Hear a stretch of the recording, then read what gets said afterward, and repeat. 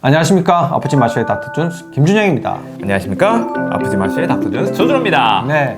자, 오늘도 좀 네. 신기한 이야기. 뭐 네. 저희들이 사실 뭐 다른 데서는 하지 않는 그런 신기한 네. 일들을 많이 해오긴 했지만 네. 오늘도 신기한 이야기 네. 좀 들려드리도록 하겠습니다.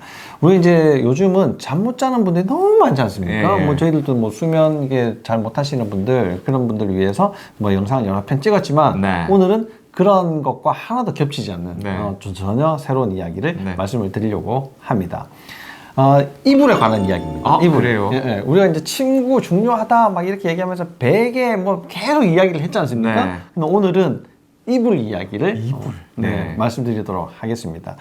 이불에 대해서 연구를 좀 외국 사람들은 참 신기한 걸 연구를 굉장히 많이 하시는데요. 네. 스웨덴의 스톡홀름 네. 카롤린스키 대학병원이라고 좀 유명한 병원이 있거든요. 그 병원에서 불면증하고 정신질환을 앓는 성인 한 120명 네네. 정도를 두 그룹으로 나눠가지고 네. 한쪽은 무거운 이불, 네. 한쪽은 또 가벼운 이불. 네. 그러니까 무거운 이불이 어느 정도 되냐면 네. 한 6에서 한 8kg 정도. 오. 우리 몸무게의 한 12% 정도 네. 되는다고 합니다. 네. 그다음에 가벼운 이불은 한 1.5kg, 네. 뭐 요 정도 이제 되는 이불을 4주간 네. 이렇게 이제 덮고 이제 어떻게 변해가나 네. 이런 것들을 이제 측정을 했다고 해요. 네.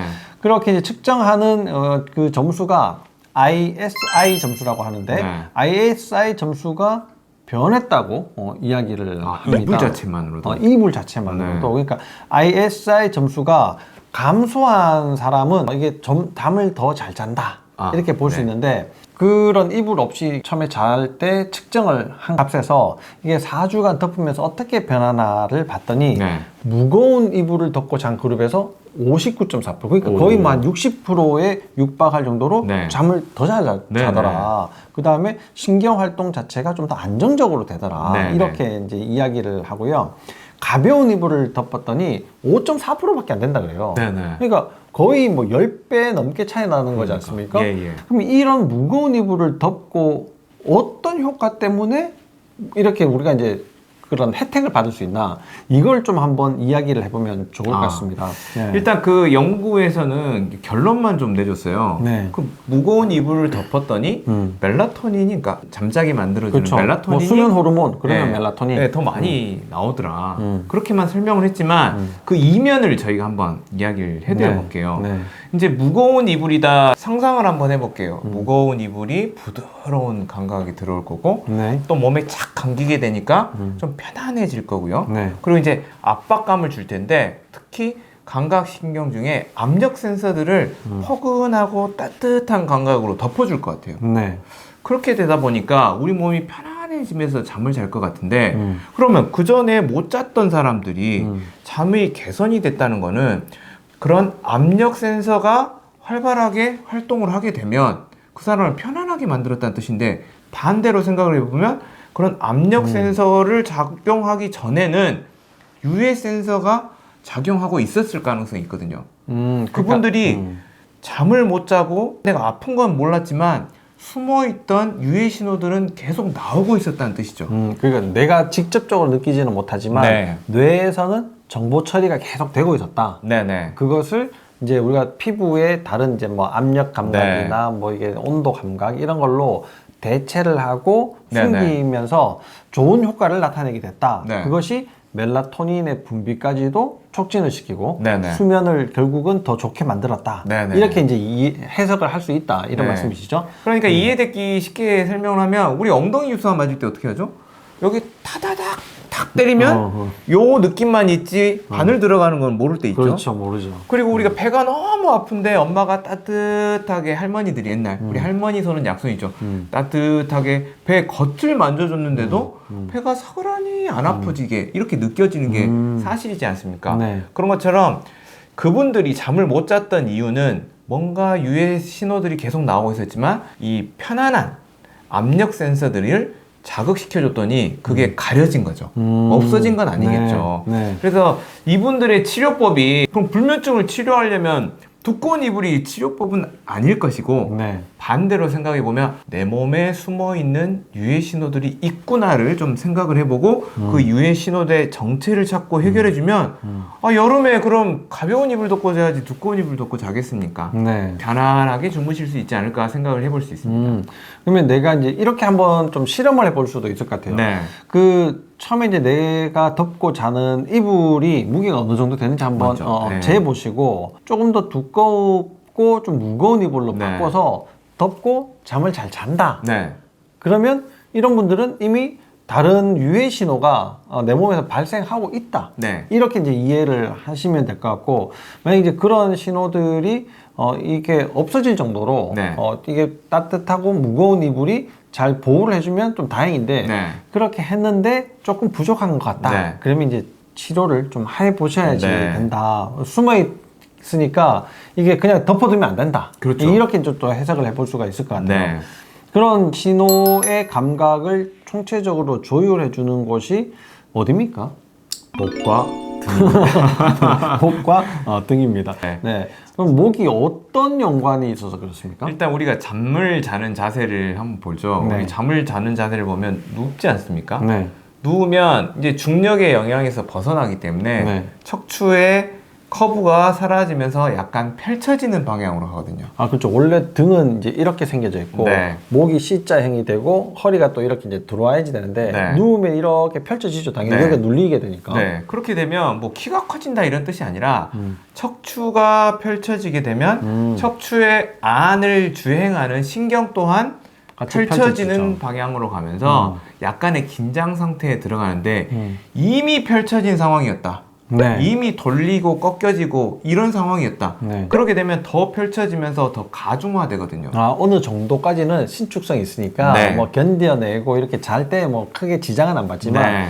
이미 펼쳐져 있는 사람은 더 펼쳐지면 문제가 된다. 그렇죠. 그 긴장도, 예민도가 올라가게 되고 우리가 또 베개를 베는데 베개를 목 뒤에다가 또 높이 뒤통수 뒤에다가 높은 베개를 베게 되면 네. 더 펼쳐진 자세로 되면서 훨씬 더 긴장도와 예민도가 올라갈 수 있거든요. 네. 실제로 이런 것들이 내가 뭐 통증처럼 느끼는 분들은 적을 겁니다. 하지만 그 신경의 예민도의 합은 우리 뇌를 자꾸 깨우게 되고 잠을 못 자게 되는 거거든요. 네. 우리가 이 연구에서 이제 멜라토닌을 이야기했지만 실은 이 멜라토닌은 세로토닌에서 멜라토닌으로 변환이 되는 거고 네. 그 세로토닌에서 멜라토닌으로 변환하는 스위치가 어디 있냐? 자율신경이 있는데 그 네. 자율신경이 목과 그 상부 등에 있지 않습니까? 네. 그래서 목과 상부 등이 예민하고 과민해져 가지고 제대로 일을 하지 못하면 멜라토닌 자체가 많이 만들어지지 않거든요.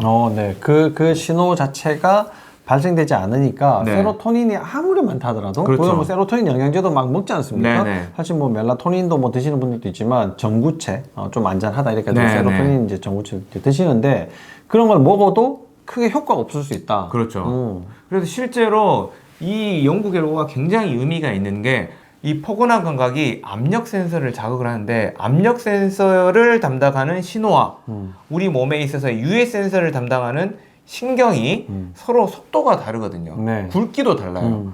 이 통증이나 유해 신호를 전달하는 신호는 C5라고 하는데 C5는 굉장히 천천히 가고 약합니다. 네. 반면에 이 압력을 전달하는 센서는 굉장히 굵고 굉장히 빨라요. 그래서 만약에 내가 이런 압력 센서를 작용하는 그런 자극을 줬을 때 잠을 잘 잔다.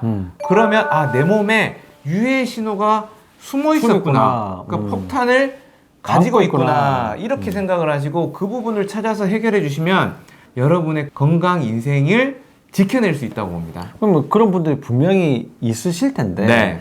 그러면 내가 그러면 한번 확인해 보고 싶다. 네. 그러면 검사할 수 있는 게 뭐를 도대체 검사를 해야 되나요? 가장 먼저 해야 될 거는 척추 엑스레이부터 찍어봐야죠. 네. 네. 척추 엑스레이. 네, 그래서 척추 엑스레이의 그 밸런스가 전체 중력선에서 어떤 모양을 내가 하고 있느냐. 그래서 반드시 찍으실 때는 서서 찍어야지 그 중력의 영향상을 알 수 있으니까 누워서 찍으시면 안 된다는 게 주의사항이 되겠고 두 번째는 이 상황 자체가 어떤 현상을 보여주고 있느냐. 그게 이제 자율신경계 기능검사. 네. 그리고 이제 이 자율신경계가 세포 안에서는 어떤 현상을 보이고 있느냐가 세포 노화도 검사. 네. 이 세 가지 정도를 보시면 그래도 지금 현재 나의 뭐 죄송한 말씀이지만 성적표를 받아보실 수 있습니다. 네. 그러면 그런 문제들을 누구나 다 뭐 해석하지 않지 않습니까? 보통 이게 뭐 척추 사진 찍으러 가면 목 사진만 띡딱 찍고 네. 아니면 허리만 띡딱 찍고 이렇게 이제 이야기 사진을 검사를 하는데 그러면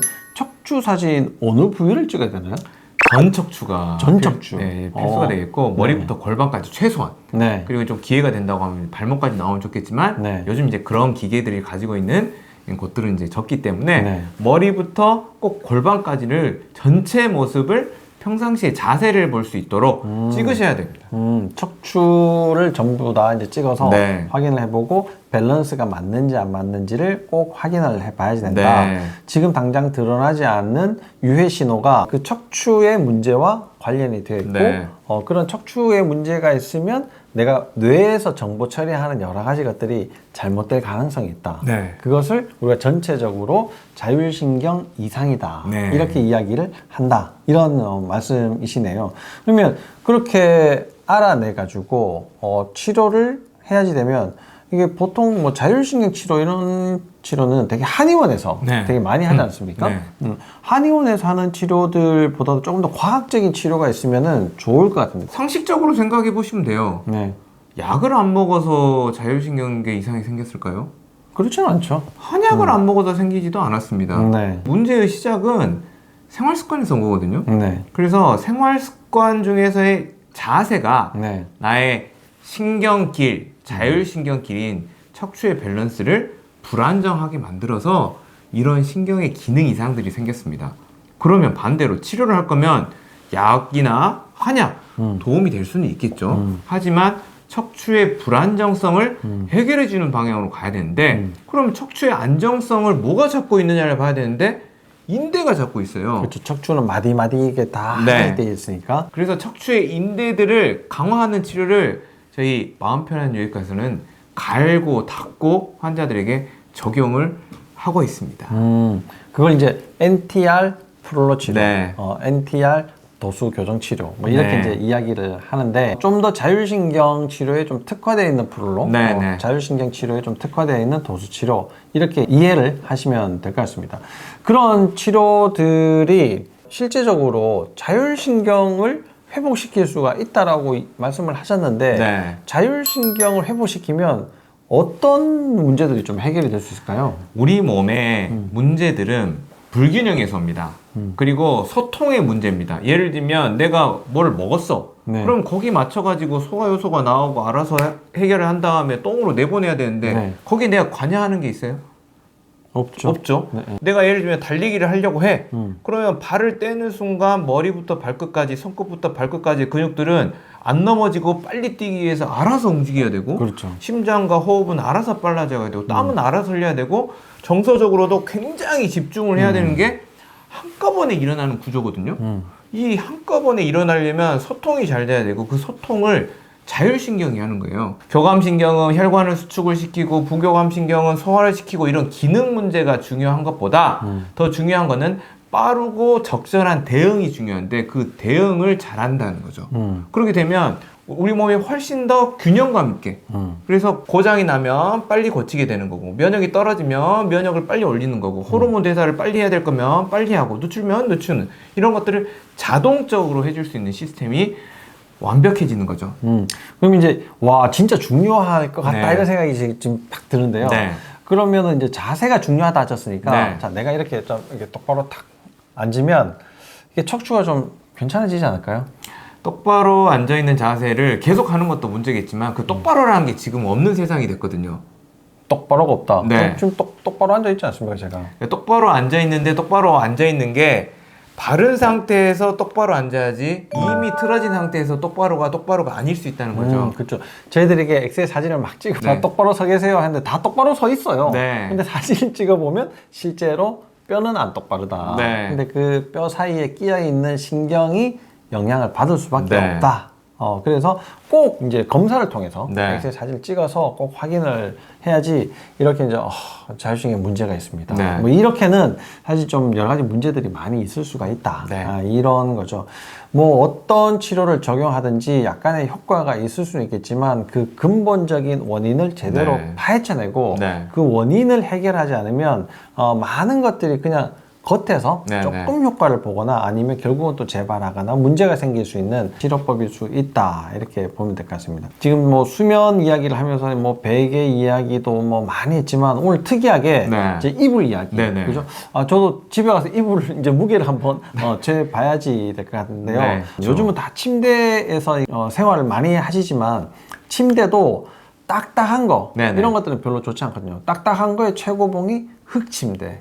돌침대. 돌침대. 네. 이런 별이 거는 5개. 네. 네, 그런 걸 깔고 이게 침대가 그렇게 되어 있다 하더라도 그 위에 요를 하나 네. 좀 깔고 약간은 푹신하지만 경도가 좀 있게 네. 좀 주무시고 이불도 조금 무거운 거를 선택을 하시면 건강한 수면을 하는데 좀 도움이 되겠고 그렇게 잠이 잘 온다 하시는 분들은 꼭 유해한 신호가 내 몸에 있지 않은가 이런 것들을 한번 찾아보고 교정하고 치료해서 내 몸이 자연스럽게 네. 잘 돌아갈 수 있는 네. 그런 계기를 좀 만들어 보면 좋을 것 같습니다. 오늘 이게 제가 원장님한테 설명을 들으면서 참 와 진짜 신기한 이야기를 우리 너무 많이 한다 이런 생각이 재밌습니다. 드는데 네. 네.